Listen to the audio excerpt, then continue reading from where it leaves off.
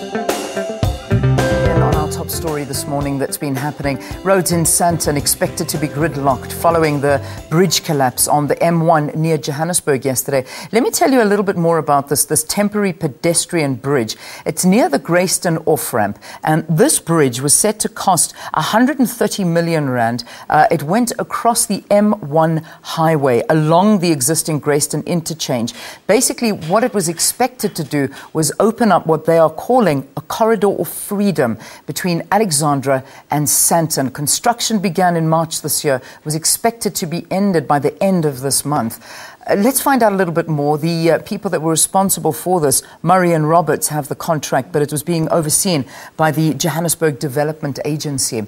Gillian Pillay is there, as well as Njanji Chauke. But first, let's cross over to Gillian and find out. I imagine, Gillian, since we last spoke to you, the area has become even more full now, with a lot of commuters wanting to make their way into the area of Sandton.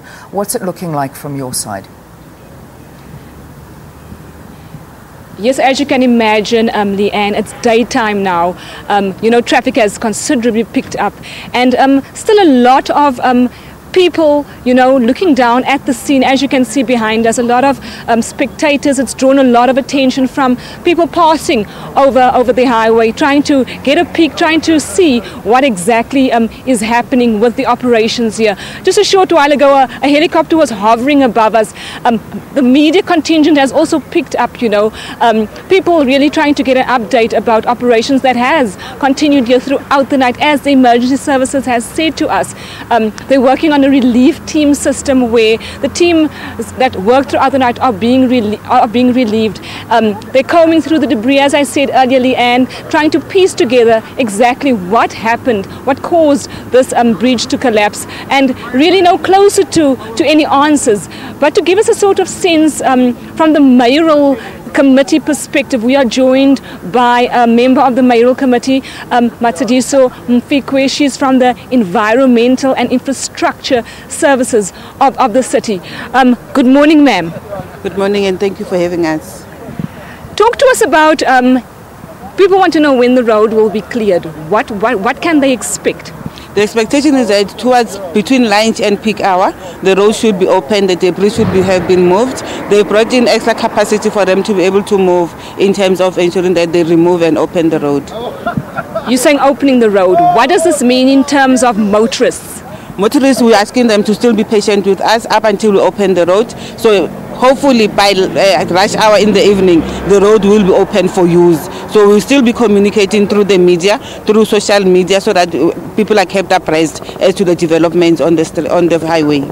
Talk to us now about contingency measures in terms of transport, service providers that you've brought in to alleviate the congestion in this area like Sandton. We have brought in Gautrain, all the trains, the buses into Sandton are free for today throughout the province, not just in Johannesburg. We brought in Patco from Soweto into the city centre and Sandton. The buses are going to be free. We're still saying the mayor made a call for park and ride, people to use park and ride. We are still emphasizing on that as well, that our people must use the park and ride because cars can't move on the roads. And Metrobus has increased their capacity as well, and some of the transport routes into Sandton are also going to be free, including for those who are having monthly tickets.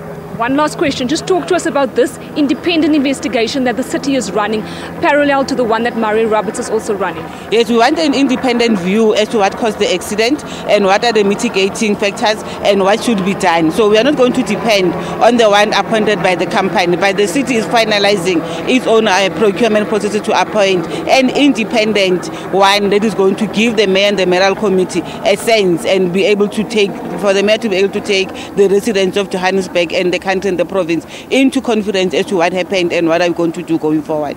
And that was a member of the mayoral council just telling us that there are contingency measures being put in place for motorists or pedestrians, no, not really motorists, just to get people to Sandton to avoid this road, seeing that it will be gridlocked, but also asking motorists to stay clear of this area, Leanne.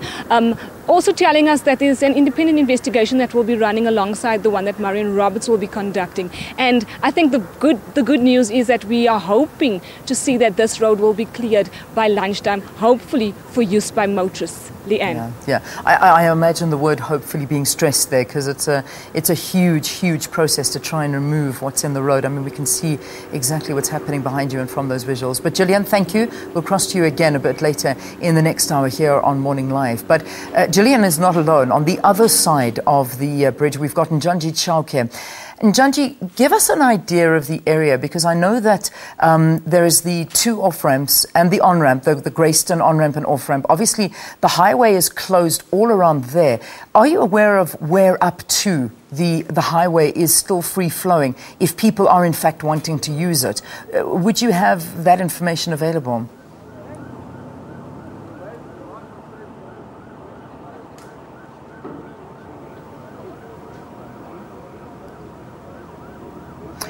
All right, it doesn't appear that Njanji can hear us at this time. We will certainly cross to him in the next hour here on the program. We'll keep on trying in Njanji, because we've got them on either side of the Grayston off-ramp and on-ramp. Apparently he's talking now. Let's try and cross over to Njanji. Njanji, are you able to hear us now? About this incident here is Mr. Henry Lars of Marion Roberts. Thanks for joining us. Obviously, Marion Roberts very devastated by this incident. Tell us, we know that an investigation is underway as well. What has happened since last night? Good morning. I would like to start off by saying that we are deeply sorry for what has happened here.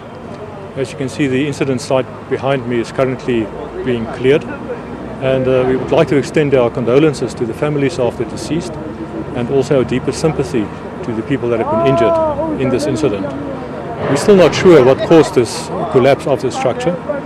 Our immediate attention and focus was on attending to the people that were trapped underneath the steelwork.